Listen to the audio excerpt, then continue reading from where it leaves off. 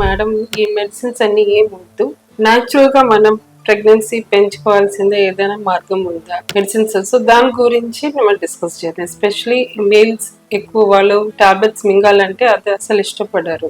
First మనం చేయాల్సిందే basic test అంటే సిమెన్ అనాలిసిస్. సిమెన్ అనాలిసిస్ అంటే ఎట్లా అంటే మనం మామూలుగా ఏదైనా ల్యాబ్ లో వెళ్ళి మనం చేయకూడదు. సర్టిఫైడ్ WHO గైడ్ లైన్స్ ప్రకారం చేసే ఆంటాలజీ ల్యాబ్ లోనే చేపించుకోవాలి.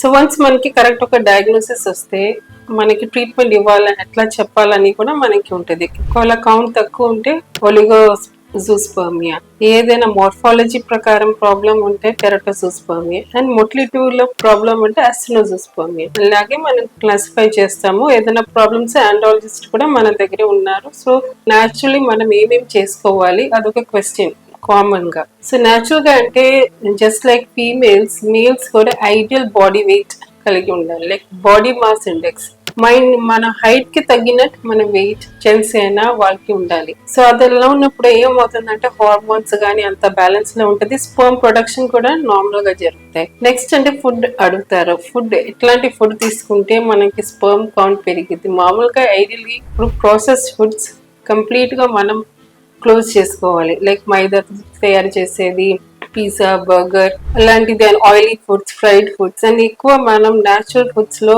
గ్రీన్స్, వెజిటేబుల్స్, యాంటీ ఆక్సిడెంట్స్ ఉండేది, బెర్రీస్. తర్వాత ఎక్కువ drink plenty of water.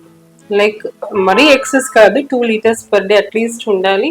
Butter milk, coconut water అలాంటివన్నీ తీసుకుంటే మనకి బాడీ కూడా రీజునేట్ అయ్యి వేస్ట్ అన్ని మన బాడీ నుంచి ఎక్స్క్రీట్ అయ్యి మనం ఒక హెల్తీ బాడీ మెయింటైన్ చేస్తాం. సో ఐడియల్ బాడీ వెయిట్, తర్వాత ఫుడ్. సో ఇంకా దాంతో పాటు లైఫ్ స్టైల్. సో ఎక్కువ మంది మనం ఇప్పుడు చూస్తున్నాం కదా, ఇందుకు ముందు లేడీస్ అయినా జెంట్స్ అయినా అంతా మనం ఫిజికల్ ఎక్సర్సైజ్ కొద్దిగా ఉండేది. ఇప్పుడు ఏంటి అందరు కూర్చొని ల్యాప్టాప్, డెస్క్టాప్, కూర్చొని పని ఎక్కువ అయిపోతుంది. సో ఫిజికల్ యాక్టివిటీ ఉంది, దాని మాత్రం మనం హై ఇంటెన్సిటీ ఎక్సర్సైజ్ చేయకూడదు. ఒక మీడియం మోడరేట్ ఇంటెన్సిటీ ఎక్సర్సైజ్ చేసుకుంటే ఎప్పుడైనా అది యూస్ఫుల్. ఎక్సర్సైజ్ తో పాటు ఇంకా మన లైఫ్ స్టైల్ ఏం మనం చూసుకోవాలంటే గ్యాడ్జెట్స్, ల్యాప్టాప్స్ కానీ ఇదాన్ని వాడటం తప్పదంటే ల్యాప్ మీద యూజ్ చేయకుండా టేబుల్ మీద పెట్టండి. సో దానిలో రేడియేషన్ ఎక్స్పోజర్ తగ్గిద్ది. సో అదని కొన్ని జాగ్రత్తలు మనం ఉండాలి. అండ్ స్ట్రెస్, ఇప్పుడు స్ట్రెస్ లేకుండా ఒక వర్క్ కానీ ఒక ఉద్యోగం లేదు, కానీ స్ట్రెస్ ఎలా మేనేజ్ చేసుకోవాలి, ఎలా మనం నేర్చుకోవాలి. So that is how we should organise hour things.